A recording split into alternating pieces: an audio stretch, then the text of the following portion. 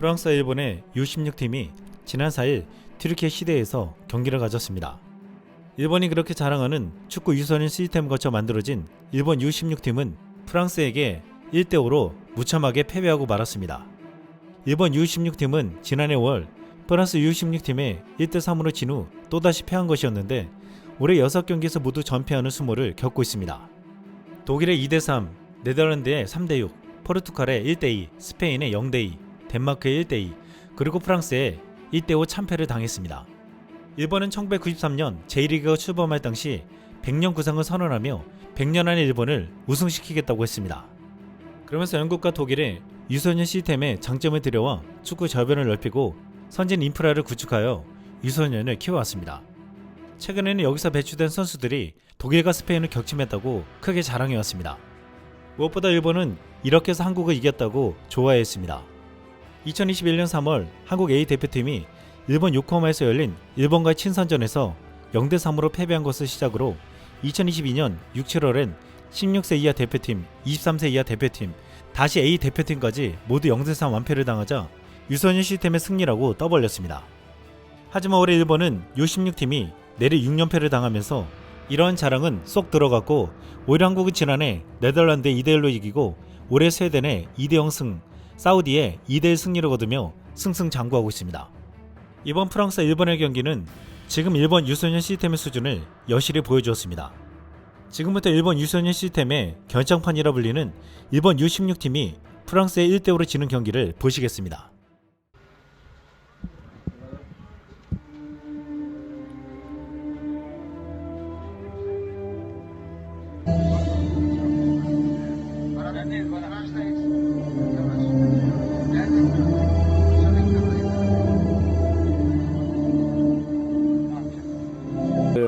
Yamagata, le numéro 6 japonais, une équipe qui reste sur deux défaites donc face à l'Espagne, défaite 2-0 le 28 février dernier, et face au Danemark 2-1 le 1er mars malgré un but de Raiki Hanzai sur le banc. Aujourd'hui le buteur japonais génération 2009 est donc surclassé avec cette sélection japonaise U16.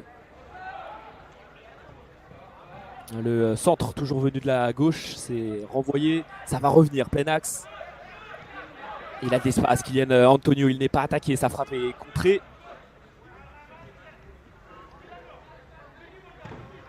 Bien qu'il n'était pas titulaire, il est rentré à la place d'Axel Barraud et suite au match nul, séance des tirs au but et il a stoppé 2 pénaltys. Ilan Jorodren est permis à la France de s'imposer la première offensive et l'ouverture du score de Kylian N'Guessan sur un service d'Ibrahim Mbaye, son 7e but après 8 sélections avec l'équipe de France. Le Stéphanois est irrésistible. 1-0 face au Japon. Kylian N'Guessan après 14 minutes de jeu.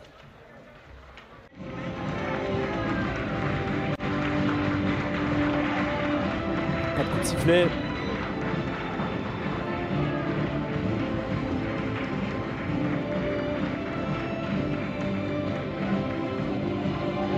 Bonne intervention de Nolan Bourichon.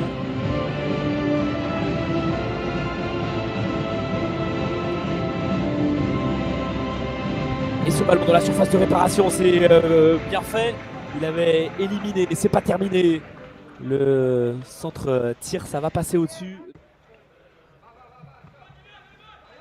Qui joue long.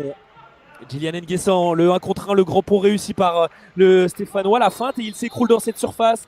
Penalty indiscutable. Quel travail encore de Kylian N'Guessan, le buteur qui obtient ce penalty juste avant la demi-heure de jeu sur un service de Kylian Antonio. Il a d'abord éliminé son adversaire pour rentrer dans cette surface de réparation. On le revoit, le grand pont réussi et presque un geste de frustration. Kodoma fautif.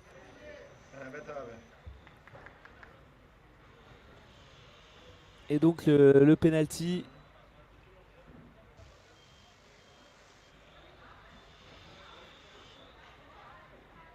pour Ibrahim Mbaye.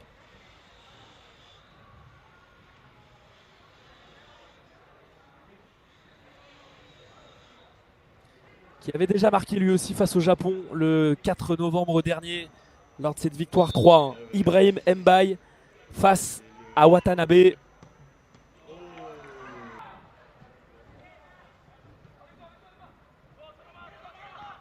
Attention, la relance manquée par Ilan Jordren qui se rattrape bien derrière. De Raiki Anzai, le buteur face au Danemark côté Japon. Et ce corner transformé, l'équipe de France double la mise à la 34e minute de jeu sur coup de pied arrêté. Le très bon service au second poteau. 2-0 pour l'équipe de France U16 face au Japon.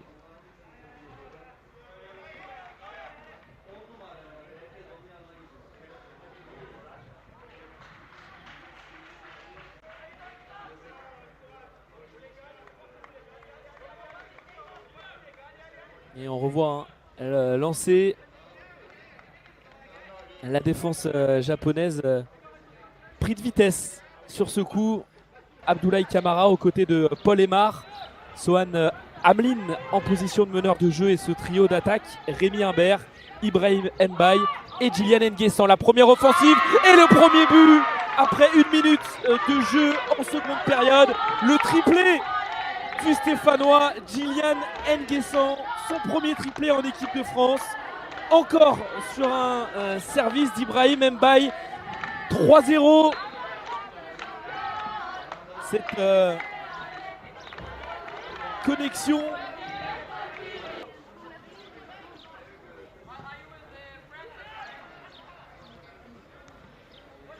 et un mot sur Djilian Nguessan, le triple buteur, alors qu'on va suivre cette offensive. Paul Aymar, un Stéphanois après l'autre, après le triplé de Djilian Nguessan, c'est un autre Stéphanois qui s'illustre. Paul Aymar, son premier but avec l'équipe de France U16. 4-0 maintenant. Les Japonais hors du coup aujourd'hui.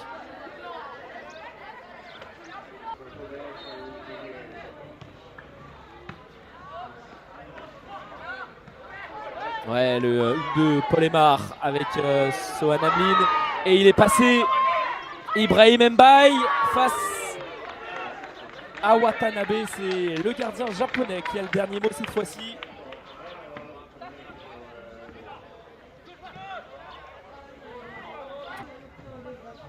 Déjà 10 minutes dans cette seconde période, on le rappelle, le score 4-0 si vous nous rejoignez pour l'équipe de France U16 face au Japon.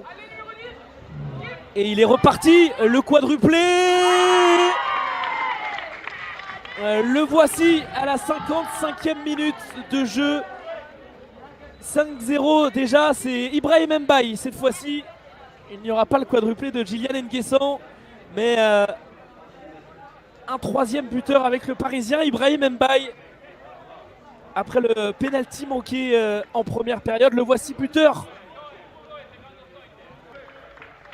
Et il y aura un triple changement.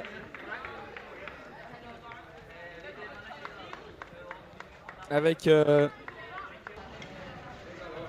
l'équipe de France qui se dirige vers un succès dans ce tournoi de développement UEFA avec 2 victoires et un match nul.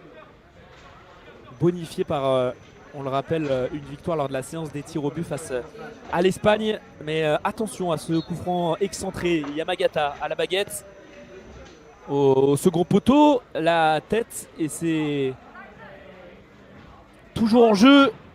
La reprise manquée heureusement par Iruka.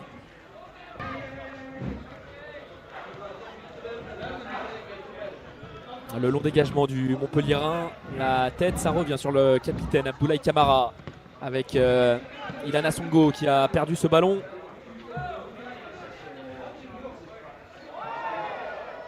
Kawabata dans cette surface, la réduction du score.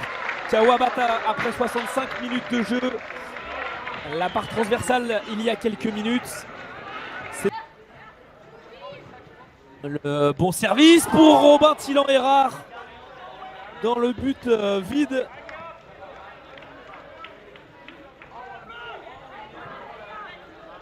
Ça passe au-dessus. Nouveau centre pied gauche touché par personne. Et on va en rester là. L'équipe de France U16 remporte le tournoi de développement UEFA après qui boucle cette tournée en Turquie par une deuxième victoire en 3 matchs. 10 buts marqués en 3 matchs. Signe de la qualité offensive de cette génération 2008. Beaucoup d'enseignements, beaucoup de positifs. Et malheureusement pour les Japonais, ils bouclent une 3e défaite en temps de rencontre. Les joueurs de l'ancien Montpellierin Nozomi Hiroyama,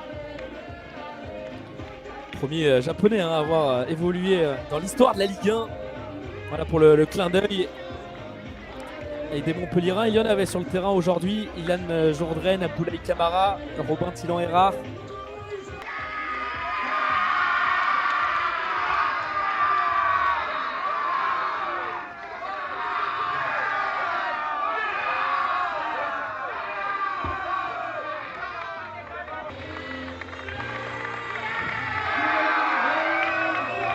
L'équipe de France U16 vainqueur du tournoi de développement UEFA. La génération 2008.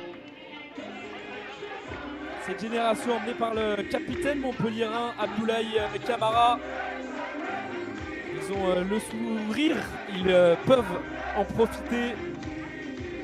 일본 U16팀은 이날 프랑스 팀에 무참하게 패배했는데 이날 경기를 본 한 한국 축구팬은 3군이 가서 저럴 거임, 일본이 저럴 리가 없음, 위대한 잡반이라고 말했습니다.